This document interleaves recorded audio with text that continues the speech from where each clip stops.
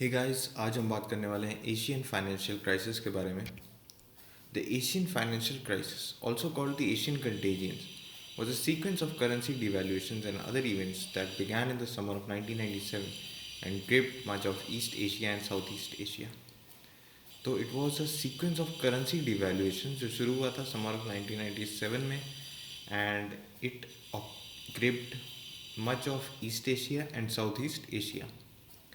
After posing some of the most impressive growth rates in the world at that time, the so called tiger economies saw their stock market and currencies lose about 70% of their value. After impressive growth rates, जो tiger economies थे जो कि हैं Indonesia, Malaysia, Thailand, Vietnam and Philippines, they saw कि उनकी stock markets और currencies lost about 70% of their value. Crisis start हुआ था थाईलैंड में with the financial collapse of the Thai baht after the Thai government was forced to float the baht due to lack of foreign currency to support the currency pegged to the US dollar. At the time, had acquired a burden of foreign debt that made the country effectively bankrupt even before the collapse of its currency. तो Thai government की currency collapse हो गई क्योंकि उनके पास इतने foreign exchange reserves नहीं थे to maintain its currency peg to the US dollar. Currency peg होती है कि exchange rate was fixed to the US dollar. Thailand currency exchange rate was fixed to the US dollar. तो currency peg को maintain करने के लिए बहुत ज़्यादा हमारे को फॉरेन एक्सचेंज रिजर्व्स की ज़रूरत पड़ती है जो कि थाई गवर्नमेंट के पास उस टाइम नहीं थी, इसलिए उन्हें अपनी करेंसी को फ्लोट करना पड़ गया मार्केट में.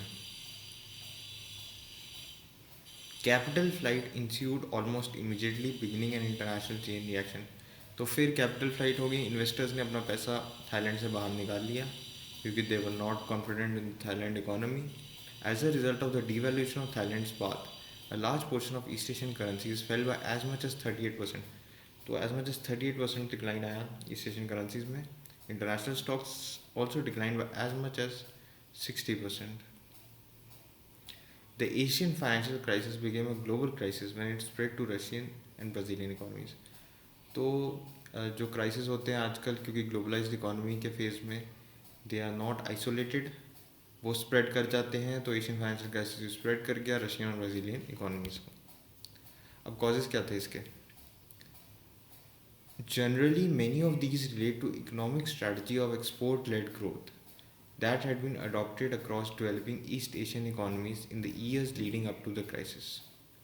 तो एक एक्सपोर्ट लेड ग्रोथ मॉडल उन्होंने फॉलो किया था जिसके लिए this strategy involves close government cooperation with manufacturers of export products including subsidies, favorable financial deals and a currency pegged to the US dollar to ensure an exchange rate favorable to exporters. तो export led growth के लिए government के साथ close corporation थी. Government ने subsidies दी export products पे, favourable financial deals थी और एक करेंसी पेग मेंटेन किया जो कि फेवरेबल होगा एक्सपोर्टर्स को. Explicit and implicit government guarantees to bail out domestic industries and banks, cozy relationship between East Asian conglomerates, financial institutions and regulators, and a wash of foreign financial inflows with little attention to potential risks all contributed to a massive moral hazard in East Asian economies. तो government guarantees दी गई explicit और implicit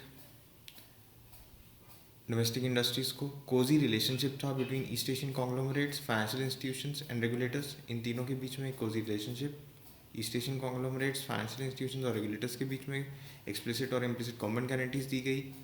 and a wash off foreign financial inflows, foreign financial inflows को अंदर आने दिया और risk को मेजर नहीं किया.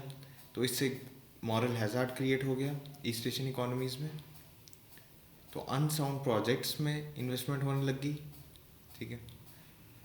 With the reversal of the Plaza Accord in 1995, the governments of the US, Germany, and Japan agreed to coordinate to let the US dollar appreciate relative to the yen and the Deutsche Mark. This also meant the appreciation of the East Asian currencies that were pegged to the US, which led to major financial pressures accumulating in these economies as Japanese and German exports became more and more competitive with other East Asian exports.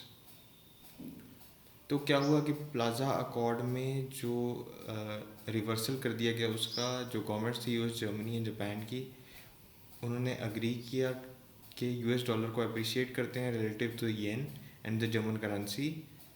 तो इससे क्या हुआ कि क्योंकि east Asian currencies were peg to the US dollar, तो उनकी भी appreciation हो गई। इसमें वो उनके एक्सपोर्ट्स बिकेम लेस कॉम्पिटिटिव, उनके exports pricier, they became costly. तो कम कम्पिटिटिव हो गए तो एक्सपोर्ट्स को हिट मिला यहाँ पर। Exports slumped and corporate profits declined. East Asian governments and connected financial institutions found it increasingly difficult to borrow in US dollars to subsidize their domestic industries and also maintain their currency pegs. These pressures came to a head in 1997 as one after another they abandoned their pegs and devalued their currencies. So it began with a series of asset bubbles. Asian financial crisis was it began with a series of asset bubbles. Growth in the region's export economies led to a high level of FDI. तो अच्छी growth हो रही थी, FDI आई, जिससे कि real estate values बढ़ी, boulder corporate spending हुई and even large public infrastructure projects. ठीक, तो US federal reserve has began to raise its interest rate around this time to counteract inflation, which led to less attractive exports and less foreign investment. US federal reserve ने interest rate बढ़ा दिया, तो जो क्या होता है उससे कि जो फॉरेन इन्वेस्टर्स हैं वो यूएस में इन्वेस्ट करना शुरू कर देते हैं। तो वही हुआ, less foreign investment, less attractive exports. Interest rate बढ़ने से उनकी करेंसी अप्रिशिएट करेगी क्योंकि वहाँ पर foreign investors they will now demand by more dollars, तो उनकी करेंसी अप्रिशिएट करेगी। इनकी थाईलैंड वगैरह की करेंसी डिप्रिशिएट करेगी, तो उनके एक्सपोर्ट्स को हिट मिला और फॉरेन इन्वेस्टमेंट भी कम होगी वहाँ पर। The tipping point was the realization by Thailand's investors that the rate of appreciation in the country's property market had stalled and its price level were unsustainable. तो जो rate of appreciation थी real estate market में वो stall हो गई, तो और price levels became unsustainable.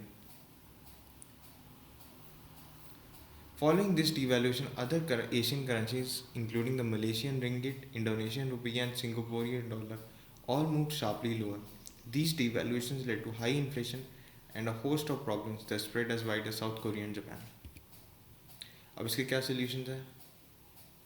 The Asian financial crisis was ultimately solved by the International Monetary Fund, which provided the loans necessary to stabilize the troubled Asian economies. तो जो Asian financial crisis था, it was solved by the IMF, which provided the loans necessary to stabilize the troubled Asian economies. ये Asian financial crisis को solve किया गया IMF के द्वारा और उन्होंने लोन्स प्रोवाइड किए।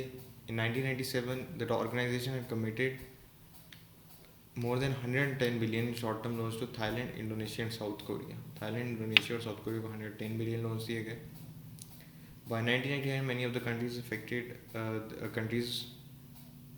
affected showed signs of recovery and resumed GDP growth. Many of the countries saw the stock market and currency valuations dramatically reduced from pre-1997 levels, but the solution imposed set the stage for re-emergence of Asia as a strong investment destination. Basically, जो भी loans IMF ने provide किए, which was more than double the IMF's largest loan ever, 110 billion to Thailand, Indonesia, and South Korea.